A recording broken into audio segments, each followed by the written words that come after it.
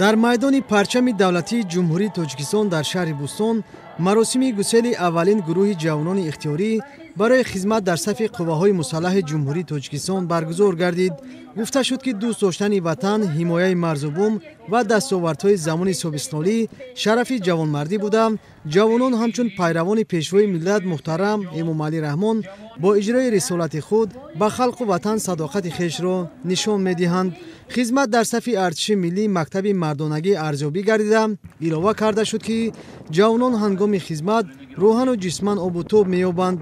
сарбозону навазкарон ва волидони даъватшавандагон иброз доштанд, ки имрӯз бо дастгирии ҳукумати мамлакат дар қисмҳои низомӣ шароити арзанда барои сарбозону афсарон фароҳам оварда шудааст.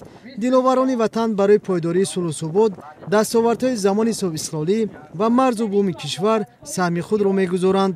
модарон бо ифтихор иброз доштанд, ки онҳо рисолати худро дар назди халқу ватан иҷро намуда, фарзандонашонро дар рӯҳияи ватандӯстӣ ва ифтихори миллӣ тарбият менамоянд. пас аз хатми донишгоҳ бо хоҳиши худ ба комиссарияти ҳарбии шаҳр ташриф оварда омодагии худро баҳри пайвастан ба сафи қувваҳои мусаллаҳи ҷумҳурии Тоҷикистон баён доштам. хеле шод аз онам, ки шарафи хизмат ба ватан насиби ман гаштааст. ман ифтихор мекунам, ки якпорчаи масъулиятро бар дӯш мегирам, то Тоҷикистони азизамро ҳамеша обод ва осуда бошад. ваъда медиҳам, ки ба хизмати ҳарбӣ рафта сарбаландона ҳамчун сарбози шуҷои ватан модари худро ҳимоя намоям. дар шаҳри Бӯстон бо оғоз гардидани маъракаи даъвати ҷавонон ба сафи артиши миллӣ, ҷавонони ватандӯсту худогоҳ бо амри дил ва эҳсоси масъулият барои иҷрои қарзи шаҳрвандӣ омодагии худро изҳор медоранд.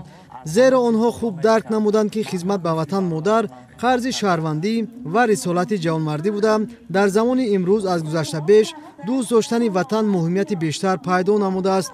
дар натиҷаи корҳои тарғиботӣ баланд бароштани ҳисси ватандӯстӣ ва ифтихори миллӣ дар ниҳоди насли наврас аз дават то дават дар шаҳри Бӯстон сафи ҷавонони ихтиёрӣ барои иҷрои қарзи шаҳрвандӣ ба маротиб зиёд мегардад. аз он ифтихор мекунем, ки дар давлати соҳибихтиёр дунявӣ ҳукмиёт ягона истиқомат мекунем. албатта дӯст доштани ватан аз имон аст. ҳимоя кардани ватан ин қарзи муқаддаси шаҳрвандӣ аст.